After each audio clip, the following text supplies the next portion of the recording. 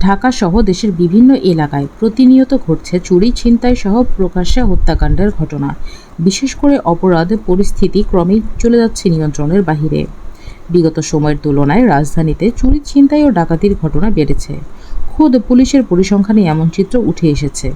বিশেষজ্ঞরা বলছেন, সরকার পরিবর্তনের পর থেকে রাজধানী সহ দেশের বিভিন্ন এলাকায় আইন শৃঙ্খলা বাহিনীর টহল কমে যাওয়ায় অপরাধীরা বেশ সক্রিয় হয়েছে। এই পরিস্থিতিতে রাতের বেলায় বের হয়ে জীবনও যাচ্ছে। রাজধানীতে প্রকাশ্যে অস্ত্র ঠেকিয়ে কিংবা ফ্লাইওভারে কুপিয়ে ছিনতাইয়ের ঘটনা একের পর এক ঘটে চলেছে। যাত্রীবাহী বাসেও ঢুকে পড়েছে সশস্ত্র ডাকাত দল।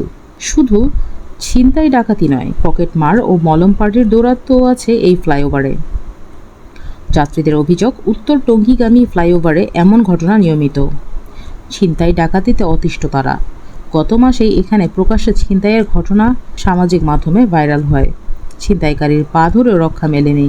এছাড়াও দেশের বিভিন্ন জায়গায় প্রায় প্রতিদিনই এক বা একাধিক ধর্ষণের খবর পাওয়া যাচ্ছে। স্কুল ছাত্রী, গৃহবধূ কেউই রেহাই পাচ্ছে না। এমনকি চলন্ত বাসেও ছিনতাইয়ের সাথে ধর্ষণের ঘটনা ঘটছে। শুধু ছিনতাই ডাকাতি নয়, পকেটমার ও মলম পার্টির দৌরাত্ম্য আছে এই ফ্লাইওভারে। তবে বেশিরভাগ ঘটনাই মামলা হয়নি উত্তর পূর্ব থানায়। ভুক্তভোগীদের কাছ থেকে নেওয়া হয়েছে মোবাইল হারানো সাধারণ ডায়েরি। পুলিশ বলেছে ভিন্ন কথা।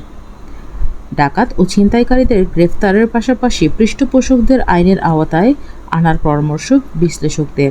অপরাধ বিশ্লেষকরা বলছেন, ফ্লাইওভারের এন্ট্রি এক্সিট পয়েন্টগুলোতে নজরদারি বাড়িয়ে দ্রুত সময় সমাধান করতে হবে।